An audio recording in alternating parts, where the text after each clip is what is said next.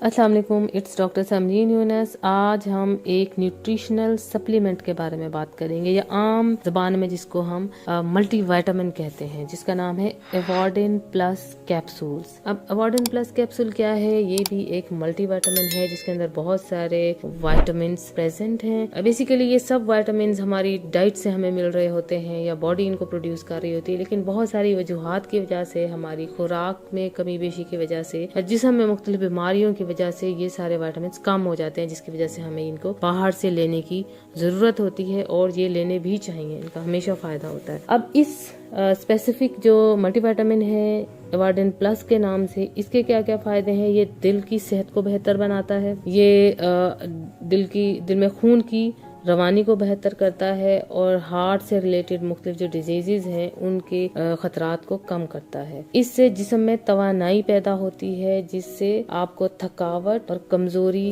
वगैरह महसूस नहीं होती। अगर पहले महसूस हो रही होती है तो इससे कम हो जाती है। इस कैप्सूल के खाने से आपके ब्लड प्रेशर को कंट्रोल करने में भी हेल्प होती है। इससे जो हार्ट के जो मसल्स हैं वो मजबूत होते हैं, हार्ट की जो कॉन्ट्रैक्शन है वो बेहतर होती है और ब्लड प्रेशर से रिलेटेड जो मसाइल हैं वो कंट्रोल हो जाते हैं। इसके अलावा ये आपकी स्किन को भी बेहतर बनाने में बहुत मददगार साबित होता है, क्योंकि इसके अंदर डिफरेंट एंटीऑक्सीडेंट्स हैं जो जिल्द के जो हमारे सेल्स हैं उनके रिन्यूअल में हेल्प करता है और उससे आपकी स्किन फ्रेश और अच्छी नजर आना शुरू हो जाती है। इसका एक और बहुत इम्पोर्टेंट फायदा क्या है? उम्र रसीदा अफराद की सेहत में ये बहुत अहम है। इससे जो एजिंग के जो इफेक्ट्स आ रहे होते हैं हमारी स्किन पे, हमारी बॉडी पे, वो सारे कंट्रोल हो जाते हैं। एजिंग का प्रोसेस स्लो डाउन हो जाता है और आप यंग लगते हैं। इन मल्टीविटामिन्स के साथ भी मुज़र असरात एसोसिएटेड होते हैं, जिसमें जो भी दवाइयाँ हमने मुंह से लेनी होती हैं, इनमें से बहुत सारे मसाइल मैदे में पैदा होते हैं, जैसे मतली हो जाना या कैं हो जाना या जलन महसूस होना। सर दर्द के असरात भी इससे आते हैं।